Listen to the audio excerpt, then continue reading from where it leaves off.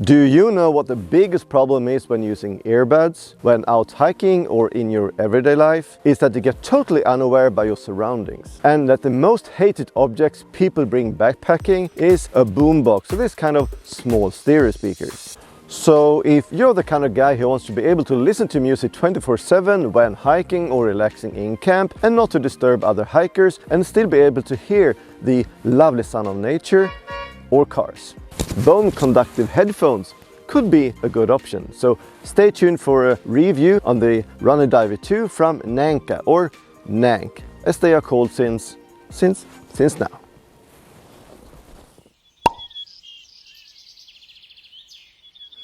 Listen to music while hiking or in camp and at the same time hear the birds and the sound of nature is a nice combo. And using traditional earbuds, this is just not possible. And that's why bone conductive headphones caught my attention a while ago. With these on, you'll be able to hear your favorite music together with the wind, the birds and your fellow hiker screaming at you, "Watch out for that snake!" How they work and how good they are and how they perform in comparison to traditional earbuds is what we're here to find out.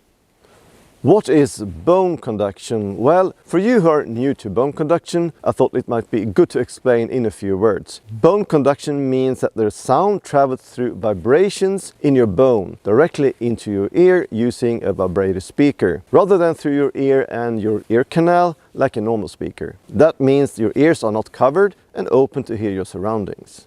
When looking at them, you can't deny that they look very much like the biggest competitor, SHOKZ. Similar style, looks, and the same technique is behind them both. You have the similar rounded shape, a neckband, charger port and buttons at the same place. And the outer is covered in a kind of soft silicone, very nice and soft to the feel and very comfortable to wear all day long. In the package, you get the magnetic charger, silicone earbuds and earplugs for enhancing the sound quality, instructions and a silicone strap. And what that is to be used for, I have no clue. But if you know, leave a comment. For the specs, I don't want to go too much into the details, but some of them are worth mentioning because it makes them stand out against the biggest competitor, the SHOKZ OpenSwim. They have the same IP68 rating, so both are okay to be used for water activities like swimming, but that's about it when it comes to the similarities. It has 32 GB of space for your favorite music to be a standalone product during activities and supports MP3, M4A, WAV, APE and FLAC. It has 10 hours of playtime on 60% of the volume. It has a new Bluetooth 5.3 connection, a 60mm dynamic vibrator speaker, magnetic fast charging, and that means it only takes 1.5 hours to get fully charged. It weighs in at only 32 grams.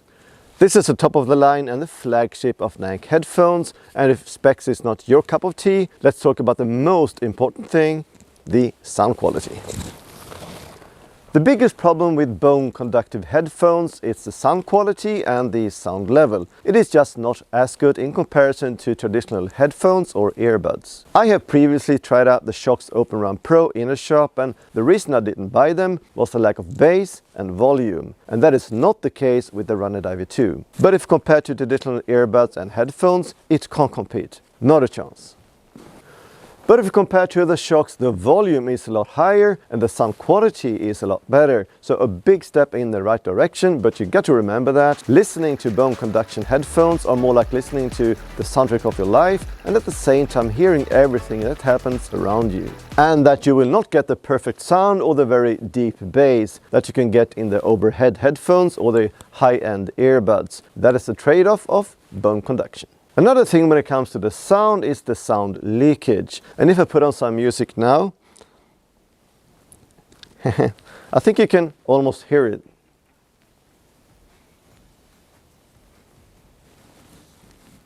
But you need to be very close and about 15 centimeters away to hear it, and in a very silent room. So in your everyday life, this is not an issue. Before we go into the good and the bad about the RunnerDiver2, let's talk about the fit. Because they are super comfortable and possible to wear all day long with a soft and nice silicone cover. And using them as a headset for talking on the phone works well, so no need taking them off during the day. But the problem I have is with the neck band and it being in the way if using clothes with a high collar. It is constantly rubbing against the collar and gets in the way, and it feels like they should have made it adjustable to fit any head size for not being in the way. Because of the neckband, it is also not the best to be used together with a beanie. It is just not very comfortable. But I didn't find any problem wearing it together with glasses. For the good and the bad, I have summarized a few interesting things. This is the good. They are very comfortable to wear. The sound quality is good enough. I'm aware of the surroundings while listening to music. They have a good battery life. It is a good enough headset for talking on the phone. They are waterproof, so good for swimming as well for wearing in really bad weather without the need of taking them off. The price is in range of what to expect and in line to competitors and other earbuds. And the bad? The headband could be in the way if wearing high collar or a beanie. Not as good sound or deep bass as real earbuds or over-ear headphones. On high volumes you can feel the vibrations and get kind of a tingling sensation in the temple.